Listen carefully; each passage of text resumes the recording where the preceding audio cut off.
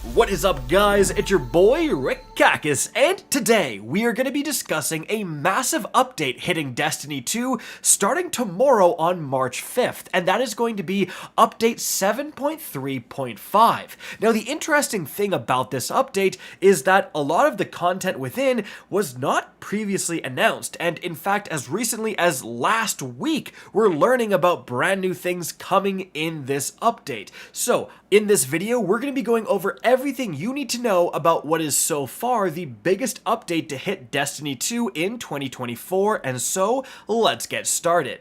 So, first off, we have an absolutely crazy Sandbox update. Now, on the PvE side, it's more your standard buffs and nerfs. Some of the highlights are buffs to the lesser used rocket launcher archetypes, big buffs to heavy grenade launchers, so that could potentially shake up the PvE DPS meta. We also have some exotics getting buffed as well, and we have some abilities like Threaded Spectre and Threadlings getting nerfed, but then that kind of leads into the PvP side of things.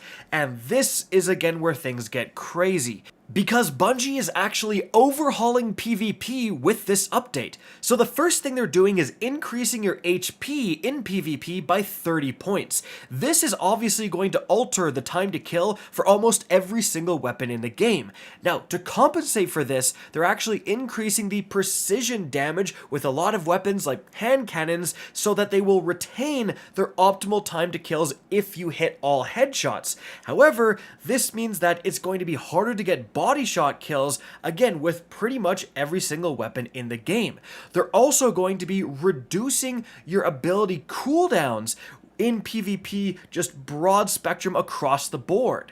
And they're changing the special ammo economy. In certain game modes, you're now going to have a special ammo meter that you fill up by doing things like capturing points and getting kills and assists in order to replenish your special. There's a bunch more changes as well. If you want to see an exhaustive list of all of them, I have my video on this big update linked right up above. But PvP is actually getting more than just balancing changes. For competitive, you can actually now earn Artifice Armor that was previously locked behind Master Dungeons. There's also going to be an increased drop chance for exotic catalysts in competitive.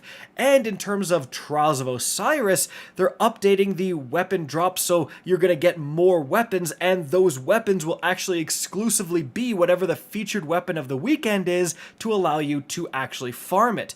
Additionally, there's going to be changes to Trials passages. For the passage of Ferocity, if you've not been flawless, losing will just reset you to 3 wins instead of having to start over. And there's going to be an all-new passage of Persistence where if you lose, it will just take away 1 win, but it can only take away your most recent win. So if you win 3 in a row, it's going to take away 1 win, and then it'll never take away more, so you can slowly complete that passage of Persistence and eventually turn it in for an adept weapon. So that's actually huge for allowing more people to participate and get rewards within Trials of Osiris. But moving on, the next thing that's happening is that Trials of Osiris, Iron Banner, and Nightfall are actually getting new weapons to go after. So for Trials of Osiris, we have the Prophet Scout Rifle, which is actually going to be another Tex Mechanica, like cowboy scout rifle. We also have the Summoner Auto Rifle back with new perks. For Iron Banner, we have the Tusk of the Boar Grenade Launcher, which is actually going to be a wave frame strand grenade launcher, the first one in the game, as well as the Multimax CCX submachine gun back with new perks. Then for Nightfall, we actually have 2 brand new weapons: the Wild Style grenade launcher, which is only the second double fire frame special grenade launcher in the entire game, so it shoots 2 rounds with each shot. And then we also have the Slammer Sword, which is going to be the first ever stasis vortex frame sword in the entire game. So definitely some cool new weapons to go after. Now, speaking of weapons to go after, we get to the next big thing happening in this update, and that is the Prophecy Dungeon is getting a loot refresh. So here's what's going on.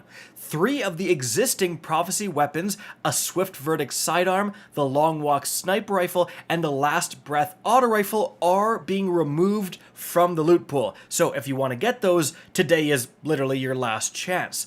But they're going to be adding these 3 weapons, the Prosecutor auto rifle, the Adjudicator submachine gun, and the Relentless pulse rifle. I think these are extremely old weapons that they're refurbishing with all new perks, and importantly, those 3 weapons, as well as the existing Prophecy weapons, so stuff like the Judgment hand cannon, the Darkest Before pulse rifle, they are getting, again, completely refurbished. Number 1, they're all getting a brand new origin trait. Remember, the old Prophecy weapons, the ones in the game right now, do not have an origin trait. They were added before origin traits were a thing, and the origin trait sounds pretty insane. These weapons have increased range and handling for the top half of the magazine, while the rounds at the bottom half of the magazine deal increased damage. That could be pretty saucy. In addition to that, some of the weapons, for example, the Judgment hand cannon, are actually changing elements. So the Judgment hand cannon is currently kinetic. The new version will actually be stasis. So definitely could be some very interesting brand new god rolls to go after. Now, continuing from there, guys, we actually have one more big thing arriving with this update, and that is the Guardian Games 2024 event. Now, this is a competition between the 3 different classes. So, the Titan mains, the Warlock mains, and the the Hunter mains, those are going to compete to see which class comes out on top. And you compete by getting medallions, by doing all these different quests and stuff, and then you deposit your medallions. The teams that deposit the most medallions, so if Titans deposit the most medallions in a given day, they win that day, they get like their crest up, and then throughout the duration of the event, whatever class wins the most days will win this year's event. Now, during this event, guys, something that we really didn't expect is an all-new vehicle type. So the skimmer, essentially hoverboards, are being added to the game, as you can see. And Bungie has since clarified after this announcement that these are not just reskinned sparrows. These are an entirely different vehicle type. They can do tricks like grind on stuff, and you can do kickflips and stuff with them. So very interested to see how these actually act in game. And hey, this kind of opens some pretty awesome doors, right? With additional vehicles potentially being added to the game. Like, that could be really, really sweet in the future. But aside from the skimmers, we are also getting a new weapon to go after. It's going to be the Hullabaloo, pictured here, and this is an arc wave frame heavy grenade launcher, only the 2nd heavy grenade launcher in the entire game. And importantly, as I mentioned earlier, heavy grenade launchers are getting some massive buffs, and specifically wave frames are getting some even bigger buffs, so this thing could actually be pretty decent. But remember, the weapons from previous years of Guardian games, like the Traxipus Scout Rifle and the Title SMG, are going to be available to earn again, but they're going to have new roles this year.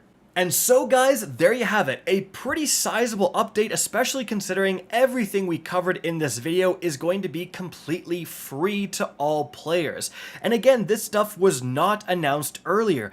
When the Final Shape DLC was originally delayed, the thing that Bungie said that they were going to add in order to keep players entertained is something called Destiny 2 Into the Light. Now, this should be a more sizable content addition with maybe an all-new activity, some all-new weapons. We're gonna have to wait and see, but this is arriving in April.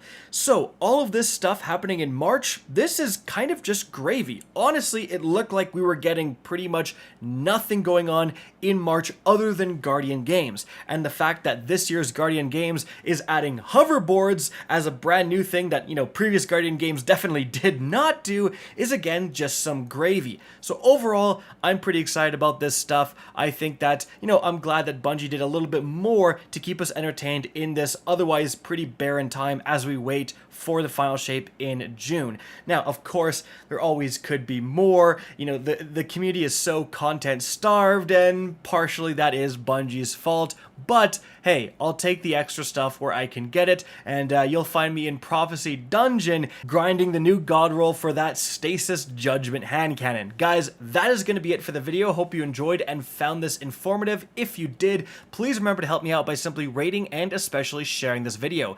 If you guys want to see more Destiny 2 content similar to this, don't be afraid to slap that subscribe button. If you want to get in touch with me and keep up to date with the latest channel activity, the best way is to follow me on Twitter at RickCacus. That is linked in the description down below. Again, I hope you enjoyed the video, and as always, have a good day.